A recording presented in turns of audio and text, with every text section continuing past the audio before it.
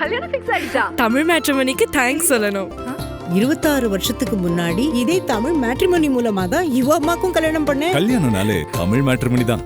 திருமாவளவன் ஒரு இடத்துல பேசும்போது என்ன சொல்றாருன்னா, இது முதல் முறையில நிறைய தடவை பேசியிருக்காரு. தேர்தலுக்கு பிறகாக பாஜக இங்க உள்ள வந்தது அப்படின்னா இந்த கூட்டணி கட்சிகள், திமுகவோட கூட்டணி கட்சிகளை சிதைத்து விடும் அப்படின்னு சொல்றாங்க. அது பிஜேபி எப்படிங்க போவாங்க? இப்ப திமுகவில் கூட்டணியில் இருக்க காங்கிரஸ் போகாது, விடுதலை சிறுத்தை போகாது, கம்யூனிஸ்ட் எந்த காலத்திலும் போகாது. மதிமுக அந்த கொள்கைக்கு எந்த கொள்கை ரீதியாக இருக்கிற கூட்டணி ஒருத்தர் கூட பிஜேபி பக்கம் போக மாட்டாங்க.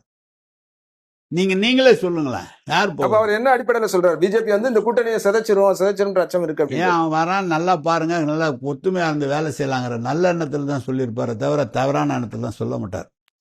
அவர் வருவாங்க, உங்களுக்கு பீகார்ல நடந்ததை பாருங்க, எல்லா இடத்துலையும் வட மாநிலங்கள் நடந்ததை அவங்களோடய சேர்ந்து கூடவே இருப்பாங்க. கொஞ்ச காலத்தில் அவங்கள விரட்டி விட்டு அவங்க வந்துடுவாங்க. மகாராஷ்டிராவில் அப்படி பண்ணாங்க, பீகாரில் அப்படி பண்ணாங்க. அது மாதிரிலாம் ஒரு சூழ்நிலை வந்துடும். ஒழுங்காக வேலை செய்யுங்க, நல்லா ஜெயிக்கணும்னு சொல்லியிருப்பாரு. அந்த அர்த்தத்தில் சொல்லியிருப்பாரு. ஏன் நீங்க தப்பா எடுத்துக்கிறீங்க அவர் சொல்றத? அவர் என்ன சொன்னா புரிஞ்சுக்கிறது உங்க மூலமா அதை எப்படி புரிஞ்சுக்கலாம்னு கேட்டேன். அது எப்படியாவது என்னகிட்ட நீங்க வாங்கி நீங்க ஓட்டி போடணும். அதை நீங்க இல்ல அதெல்லாம் என்ன இல்ல என்னவா புரிஞ்சுக்கிறது அப்படின்ற கதை. இப்ப உங்க கூட்டணியில் இருக்க துரை வைகோல இருந்து அவங்க எல்லாம் பாத்தீங்கன்னா 15% வரைக்கும் வருவார், நல்ல பெர்சன்டேஜ் ரெட்டை இலக்கத்துல வருவாருன்னு விஜய் சொல்றாங்க. அதை எப்படி நம்ம புரிஞ்சுக்கிறது? அவங்களுக்கு தோணுது சார்.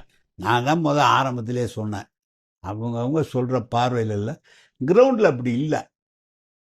நீங்க அதை காலம்தான் பதில் சொல்லணுமே தவிர என்ன அதை கணிச்சுலாம் என்னால சொல்ல முடியாது. கிரவுண்ட்ல அந்த அளவுக்கு இல்லை சார். இப்ப நீங்க வந்து கலைஞர் கருணாநிதியோட வேலை பார்த்திருக்கீங்க, அவரோட கூடயே டிராவல் பண்ணி பயணம் பண்ணிருக்கீங்க. முதலமைச்சர் மு.க. ஸ்டாலினோடையும் இப்ப டிராவல் பண்றீங்க. இது ரெண்டும் எப்படி ஒப்பிடுவீங்க? கலைஞருடைய பற்றையில் அவர் அடித்து தீட்டப்பட்டவர். அவருடைய கலைஞருக்கு சிறு மாறுபாடு கூட தளபதியிடம் இருக்காது. அதே அளவில் தான் இருக்கும். அவர்கிட்ட எப்படி வேலை செஞ்சோமோ அதே மாதிரி தான் அவர்கிட்ட நாங்கள் வேலை செய்யலாம். விசுவாசமாக இருக்குன்னு வேலை செய்யணும், அதுதான் விஷயம். வேற ஒன்றும் எங்களுக்கு வித்தியாசம் இல்லை. அவர் 40 வருஷம் எங்களை மாதிரி, அவர் எங்களுக்கு முன்னால இருந்து கீழே எம்ஜிஆரை கூப்பிட்டு முத ஆரம்பிச்சவர். அவர் கோவலபுரம் திமுகன்னு அந்த காலத்துல இருந்து வந்தவர். எனவே அது ஒன்றும் வித்தியாசம் இல்லை. அப்பாட்ட இருந்து வந்தது வரும்ல. இல்ல பணி சார்ந்து ரெண்டு பேர்த்தையும் எப்படி நீங்க ஒப்பிடுவீங்கன்னு சொல்றேன்.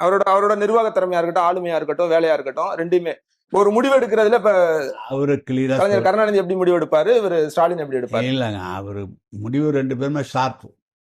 நீங்க அவருடைய இவர் தான் ஷார்ப்பா தான் இருப்பாங்க. அவருக்கு தலைவர் தளபதியே சொல்லியிருக்காரு, எனக்கு தெரிந்தது கட்சி நடத்துவது, அரசியல் செய்வது ரெண்டும் தான் தெரியும். எழுதுறதோ பேசுறதோ எங்கள் அப்பா மாதிரி என்னால் செய்ய முடியாது. என்னுடைய 24 மணி நேரம் என்னுடைய பணி என்பது அரசியலாக தான் இருக்குங்கிறார். அது இவருடைய பாணி, அது அவருடைய பாணி. அது கல்யாணம் ஃபிக்ஸ் ஆயிடுச்சா? தமிழ் மேட்ரிமோனிக்கு தேங்க்ஸ் சொல்லணும். 26 வருஷத்துக்கு முன்னாடி இதே தமிழ் மேட்ரிமோனி மூலமா தான் இவ அம்மாக்கும் கல்யாணம் பண்ணேன். கல்யாணம்னாலே தமிழ் மேட்ரிமோனி தான்.